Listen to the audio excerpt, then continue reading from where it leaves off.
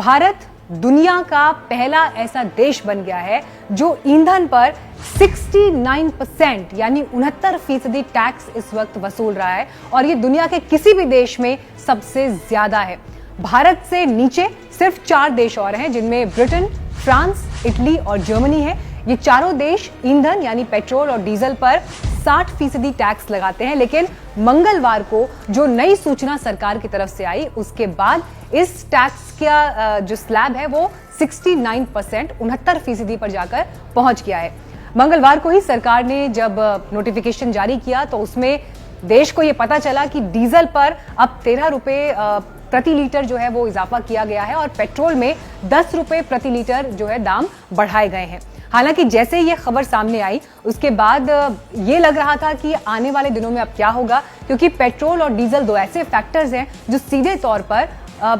आम ग्राहक के जनजीवन को प्रभावित कर सकते हैं, आपकी और हमारी जेब पर असर डाल सकते हैं। लेकिन जैसे खबर सामने आई और इसे लेकर तरह तरह के रिएक्शंस भी आ रहे थे, उसके बाद सरकार की तरफ से एक क्लैरिफिकेशन दिया गया जो मैं आपके सामने इस वक्त पढ़ भी रही हूं। क्लैरिफिकेशन में सरकार ने यह कहा कि एक्साइज ड्यूटी में बढ़त का ग्राहकों पर असर नहीं होगा क्योंकि इस साल कच्चे तेल की कीमतें काफी कम है और इसीलिए रेट नहीं बढ़ाए जाएंगे। इस साल भारतीय बास्केट के क्रूड का रेट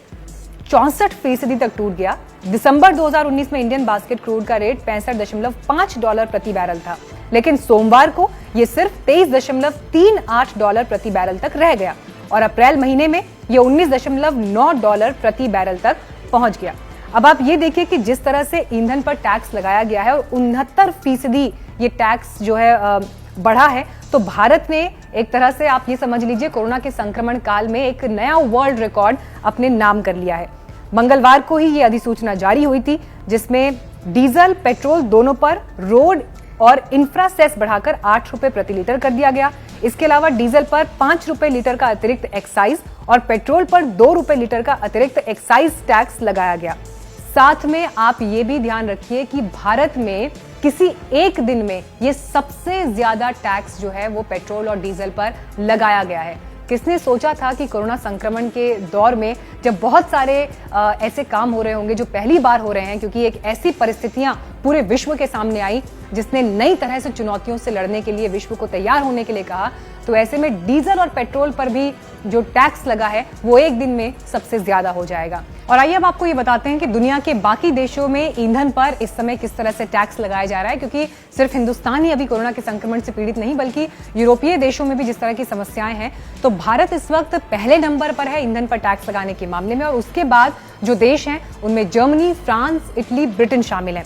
तो ये आंकड़े मैं आपके सामने पढ़ देती हूँ। फ्रांस और जर्मनी में ईंधन की खुदरा कीमत पर टैक्स 63% है, इटली में 64%, ब्रिटेन में 62%, स्पेन में 53%, जापान में 47%, कनाडा में 33% और अमेरिका में 19% लगता है। पिछले साल तक हालांकि भारत में भी डीजल और पेट्रोल पर लगने वाला टैक्स जो है वो 50% तक ही था।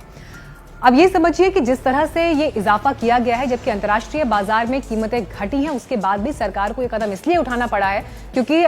सरकार को अपना खजाना बढ़ाना इस वक्त जो है वो ज्यादा मुफीद लगता है, क्योंकि जिस तरह की चुनौतियां, आर्थिक चुनौतियां इसे कहना बेहतर होगा, दुनिया के सामने कोरोना जैसे आपातकाल को देखते हुए आई है, तो सरकार अब ज्यादा से ज्यादा राजस्व हासिल करने के लिए तरीकों पर विचार कर रही है। तो आपने देखा इसी हफ्ते शराब की दुकानें खोली गई हैं क्योंकि आबकारी विभाग से बड़ा रेवेन्यू